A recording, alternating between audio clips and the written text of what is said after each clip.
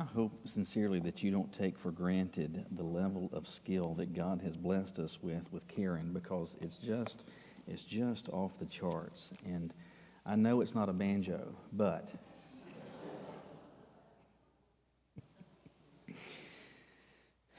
I don't know about you, but I used to be a lot better speller than I am now. And back in the day, I thought I was a pretty decent speller, but I think one of the things that has happened is that computers have made us dumber. And we have, even on our phones now, if you're spelling something wrong, your phone will prompt you, or if you're using a computer, the Word will prompt you underlining something that this is misspelled. And then you've got autocorrect, and then you've got spell check, and you've got all of these things. And so we're not paying attention to spelling like we used to.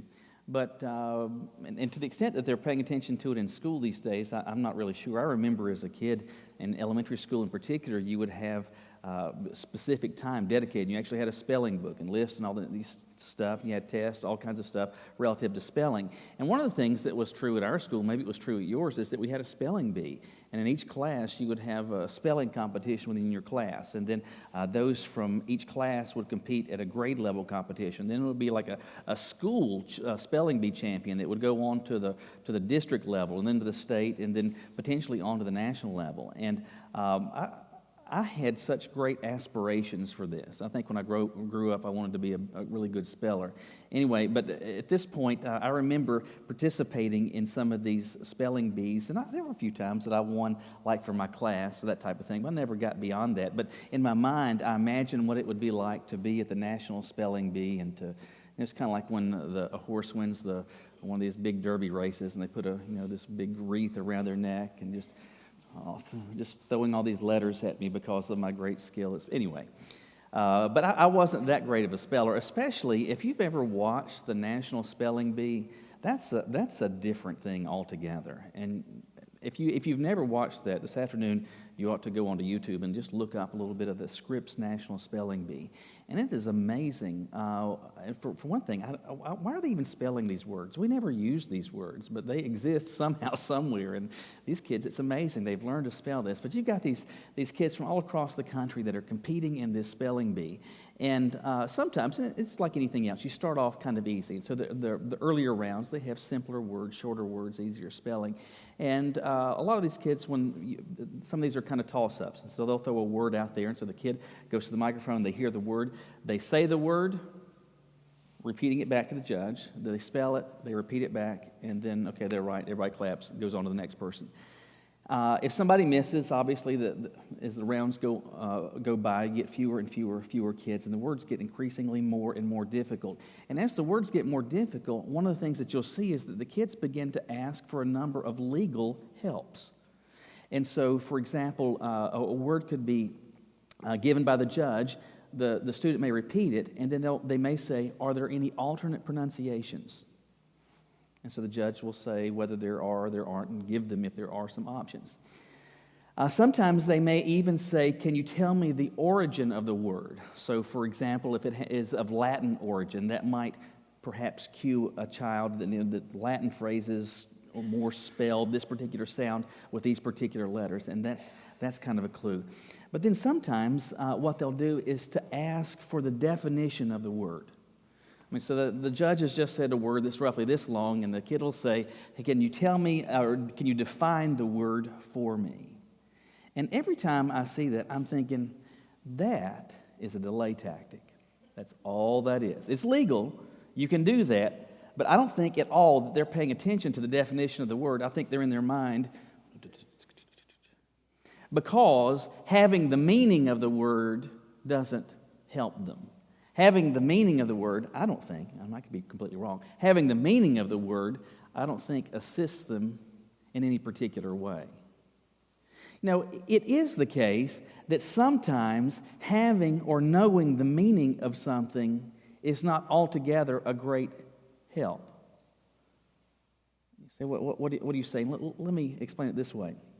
There are plenty of phrases that we could use, or that we share, or that we hear, that we have familiarity with, that we understand what those words mean, so that the word has context, it has meaning to us, but somehow that still doesn't actually help. Let me give you a phrase. Contentment in suffering. Contentment in suffering. Now, hearing that, none of those words is especially difficult. And in fact, if you were asked today to scribble down what is the meaning of contentment in suffering, you would probably write something like this: the state of somehow being okay when stuff around you isn't. That's not very complicated. So that there is this sense in which we know what it means. But isn't it also the case that while we know what it means, so often it is so elusive in terms of the experience? So we know what it means, but then when we're actually suffering in one particular form or fashion, when we find ourselves on our own personal griddle, as we find ourselves experiencing real and profound difficulty in life, though we know what it means, we still don't experience it. Maybe sometimes it's helpful to understand what it doesn't mean. That's what we want to think about today as a part of a continuing series where we're thinking about this whole idea of contentment in a new series that we started at the beginning of the month called The More of Less. And the question we want to think about today is very simple, very specific. What doesn't it mean to be content in suffering? What doesn't it mean to be content in suffering? And I think in this case, understanding what it doesn't mean actually helps us probably as much or more than knowing what it actually does mean. How do we answer that question? Look with me in your Bibles today to 2 Corinthians chapter 12. 2 Corinthians chapter 12, we're going to start with verse 6. 2 Corinthians 12, starting with verse 6. Paul says this: "For if I want to boast, I wouldn't be a fool, because I would be telling the truth."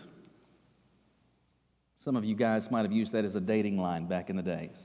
If I wanted to boast, I wouldn't be a fool, because I'd be telling the truth. But I will spare you so that no one can credit me with something beyond what he sees in me or hears from me, especially because of the revelations.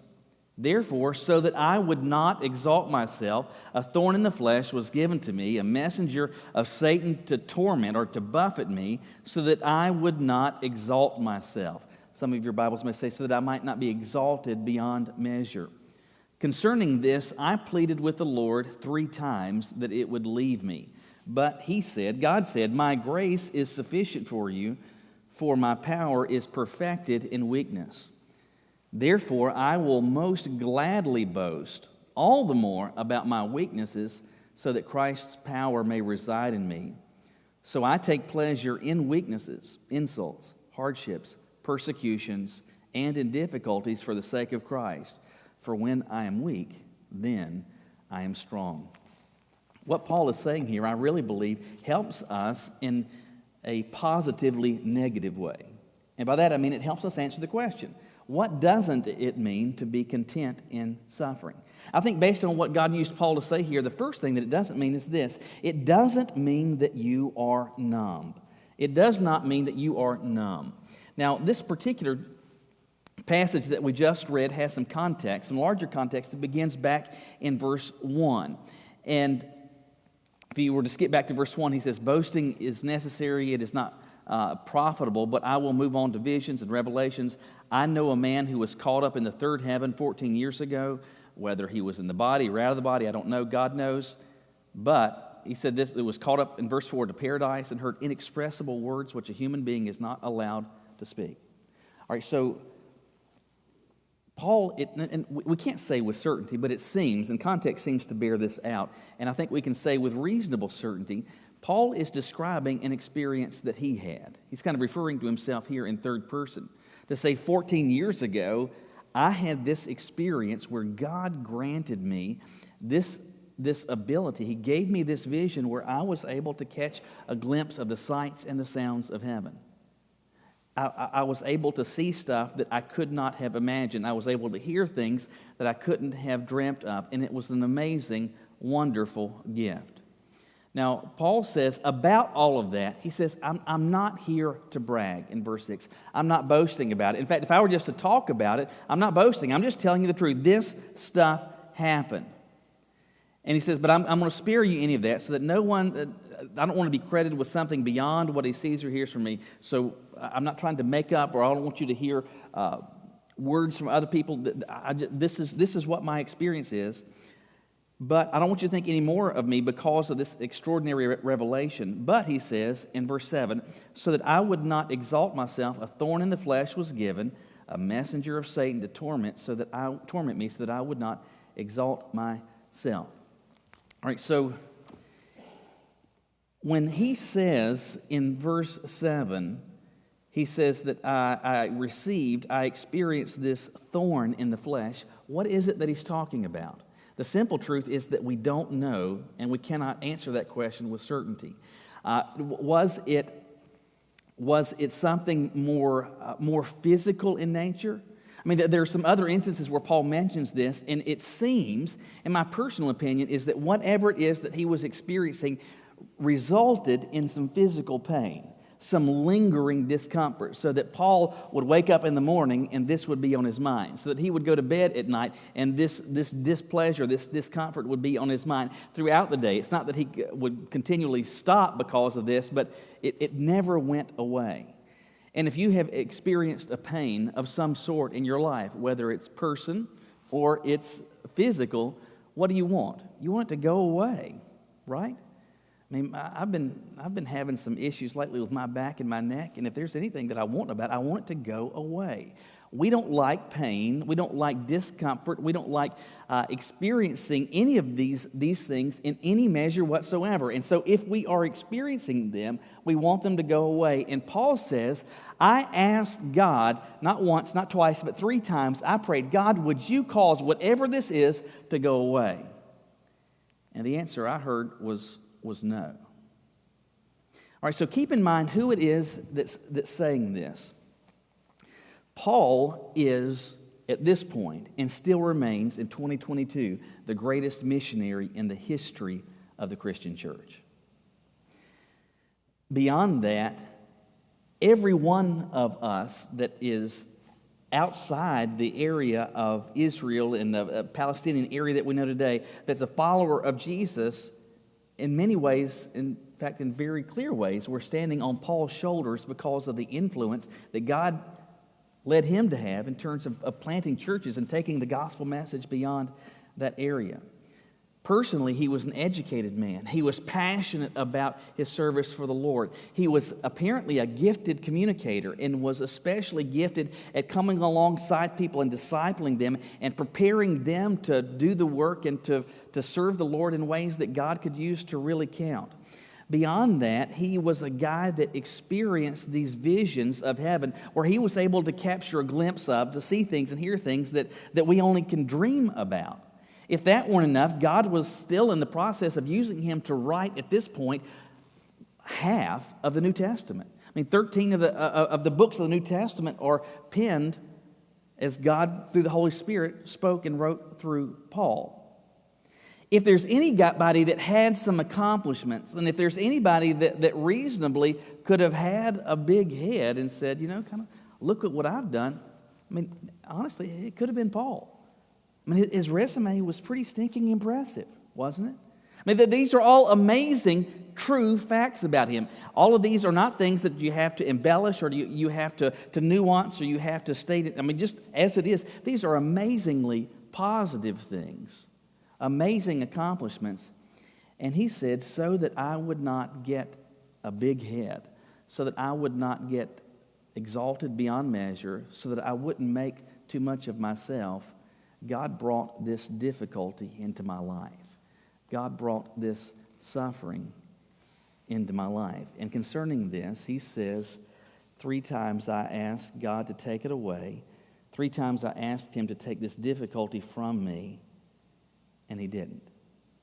Now, this is a simple thought, but it tells us something important. What God brought into Paul's life that he describes here didn't feel good. It was unpleasant. In terms of the feeling description, he would put this in the negative category. In fact, Paul would probably put it to some extent, and where he would on the scale, we don't know, but he would put it in the suffering category. And what does Paul do? He says, God, would you stop this? Would you press the pause button? Would you cause this to go away? Why? Because it didn't feel good. It didn't feel good. Yet, it seems, we've read this passage here, doesn't it seem like Paul is a guy who is experiencing suffering, yet somehow is okay in that? Well, how is that possible? Well, it's because it's pretty clear that being content in suffering, being content in the face of difficulty, of even real physical pain, it doesn't mean that you're numb and that somehow you're operating as though you don't feel it. Some of you remember this. I shared this story not long after I came here, but it's probably not a surprise to you that I enjoy a good prank. I really enjoy a good prank. One of my favorites is one that I did in seminary. Long story short, I took a can of Altoids and I dumped them out. I went to the drugstore and got a bottle of extra strength aspirin. I got a pack of emery boards, and I sat for a couple of hours, and I filed the edges of these aspirins so that they were rough, and I put them in an Altoid can. All right, so in seminary, my systematic theology class, there were 180 people in this, and it was kind of a fan-shaped room that had different levels in it. And this particular class met on Tuesdays and Wednesdays for an hour and a half each day, and it was around lunchtime. And so the professor had said, hey, it's okay if you want to bring something to eat, if you want to eat your lunch, just don't be distracting while you're doing this. And so I sat on a row with some guys that regularly would bring something to eat. And if they had, I don't know, if they had some candy, they would send it down the aisle. If they had something that they could share, they'd pass it down the aisle or pass it down the road that I was on. And so we would share this. And so after having done this, I took my can of Altoid aspirin to systematic theology. And so the professor is up there droning on about something, and take this can and hand it to the guy next to me. And his question is this: can I have more than one? Yes. Yes, you can. I would love for you to have more than one. Anyway, he gets these things and he puts them on his tongue. And the second that they hit his tongue, he knows that he's had. He knows that he's had. I mean, because if you've ever tasted it, I mean, it's so bitter. It's so acrid tasting. It just is horrible. But I'm going to tell you what, that guy didn't flinch at all. In fact, what he does is he starts chewing. He swallows those aspirin, and you know what he does then? He takes that can and passes them to the guy next to it.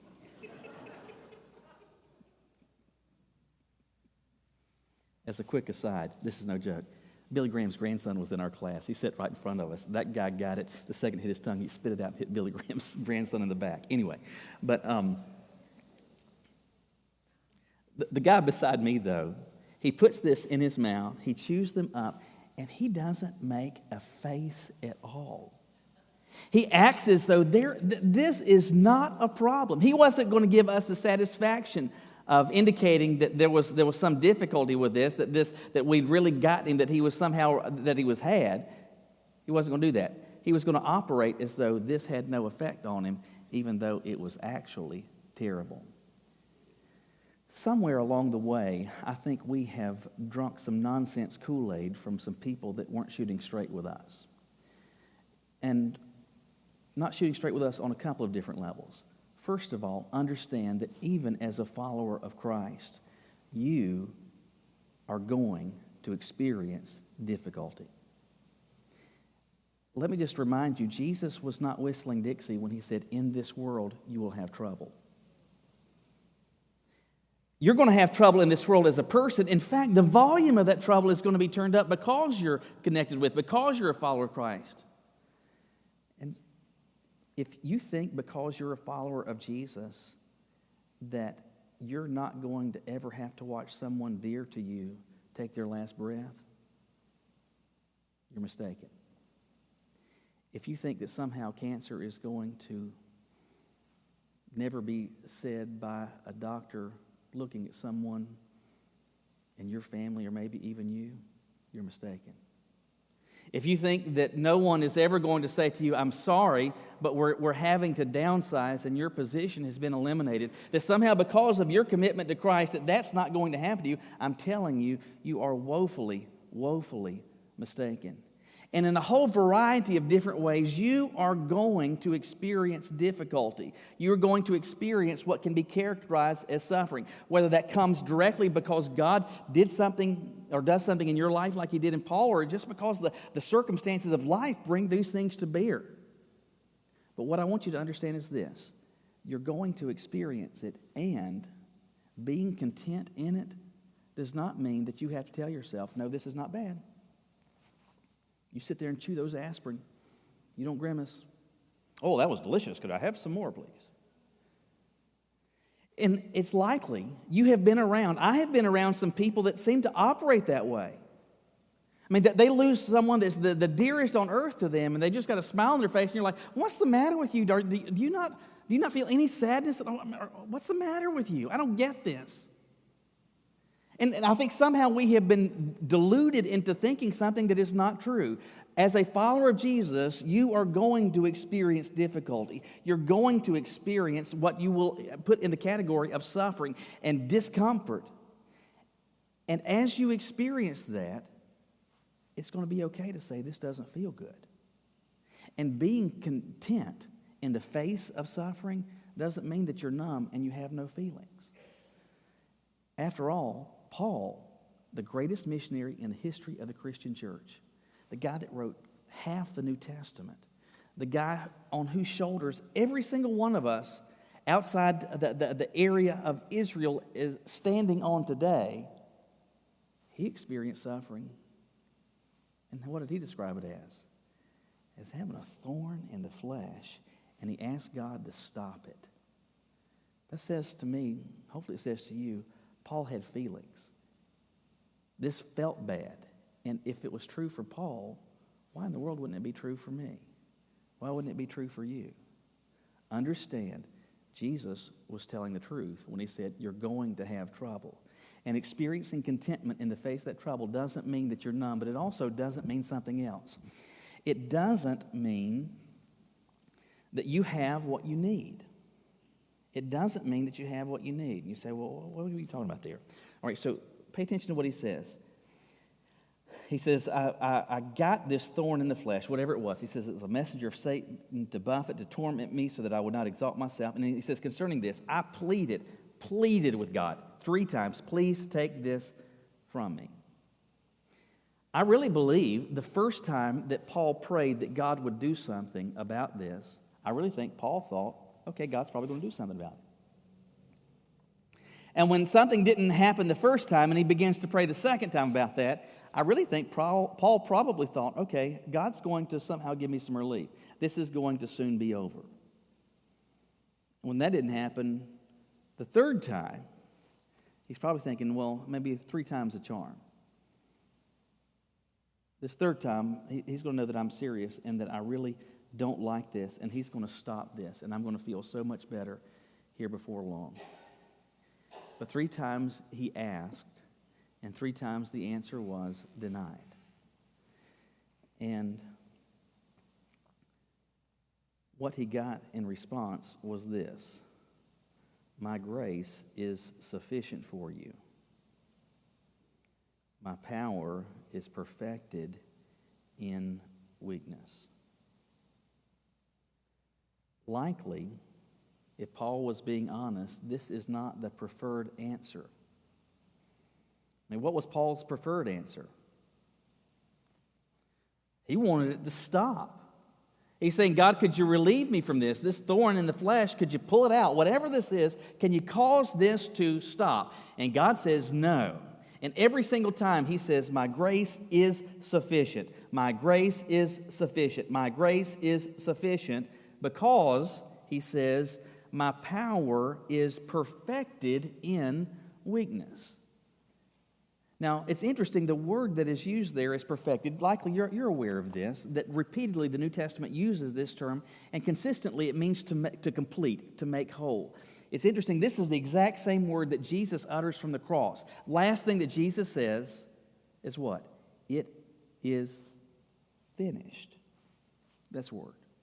What was finished? Well, not just his earthly life and ministry, but ultimately what was finished was the completion of the sacrifice to pay for the sins of the world.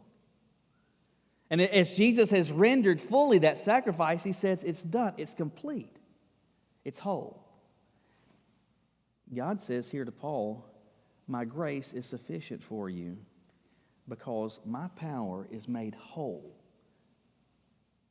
not in your strength, but in your weakness.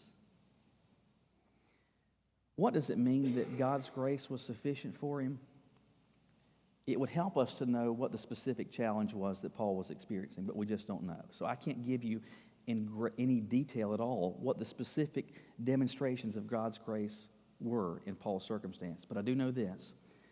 Paul is asking for a bypass around this trouble. I want out of it. I want to take the exit ramp and get around this and take a detour and get on a different road.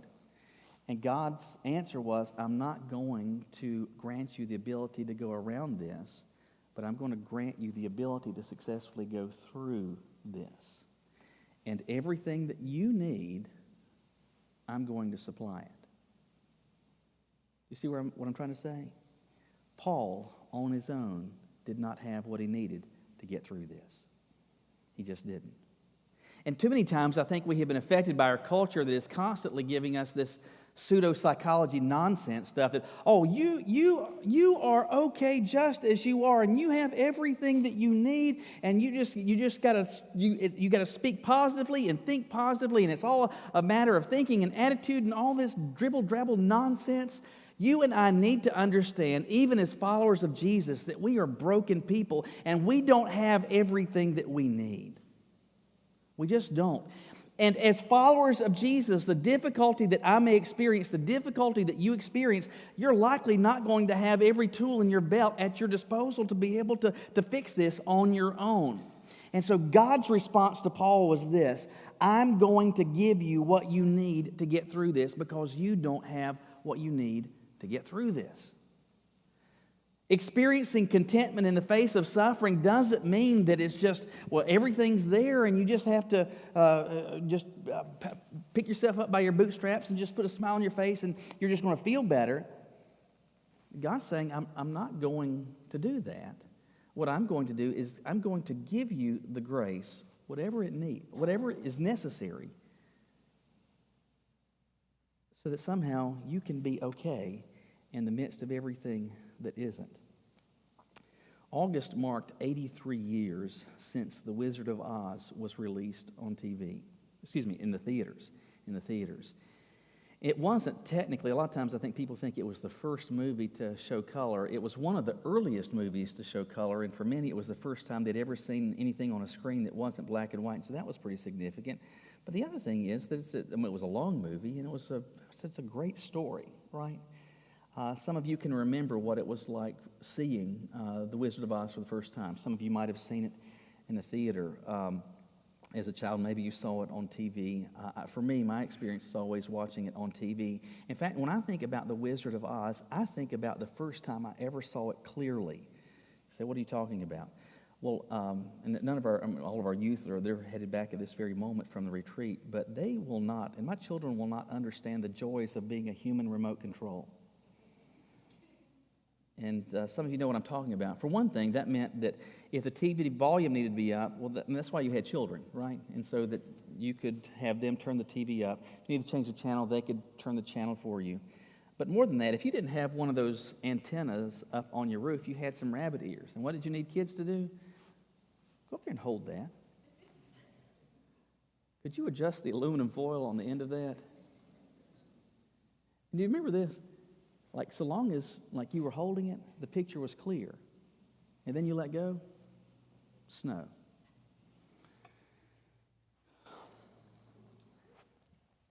I remember when Cablevision came around, the salesman to our house, and my dad signed up. I don't know if it was the exact first day or it was a few days later, but it was within that first week. I remember it was on Friday night that The Wizard of Oz came on, and I was so excited. We could see it clearly. Nobody had to do this. It was just clear. And it was, I love that. Some of you that, I'm sure for more than a few, that may be among the favorite movies that you have ever seen. But suppose then, or suppose now, I were to watch that movie, and after having finished it said, man, what a wonderful, wonderful, great movie. That movie was, I love that movie. It was such a good movie to instill tornado preparedness. Well, my favorite movie is Wizard of Oz. Why? Because it helps me with tornado preparedness. you'd say, well, what's the matter with you? There was a tornado in the movie, but that's not what the movie was about. That was in there, but it wasn't about that. You would say that you missed the point. The movie wasn't about tornadoes. They were in it, but they weren't the focus. I want you to understand and think of yourself as a follower of Jesus and your life and my life like that. I'm living this life. I am. And I'm going to be encountering suffering circumstances. I'm going to experience difficulty that as yet is unknown to me. But God's aim is to work in and through those circumstances so that the focus is not on what I could do, but what He was able to do. So that the attention is not on what I was able to bring to the table, but so it was on what He did to get me through this. It's because of that Paul says at the end, essentially, it's not that I'm signing up for suffering and difficulty, but I do know this. The more that I experience it, that highlights my weakness, which is a great opportunity for God to demonstrate His strength. Because ultimately, as a follower of Jesus, my story is ultimately and should be His story through me. And there's no greater way for Him to demonstrate His power than when I don't have any. And because of that, knowing that, suffering stinks, doesn't make you feel good, but you can be content. You can be, knowing that it doesn't mean that you have everything that you need, that you're not numb, but that you can discover His grace is sufficient, and He can use you as an instrument of weakness to demonstrate His great power. Maybe you're here today and say, I'm experiencing some suffering. The question is, are you content in that? Will you bow your heads with me?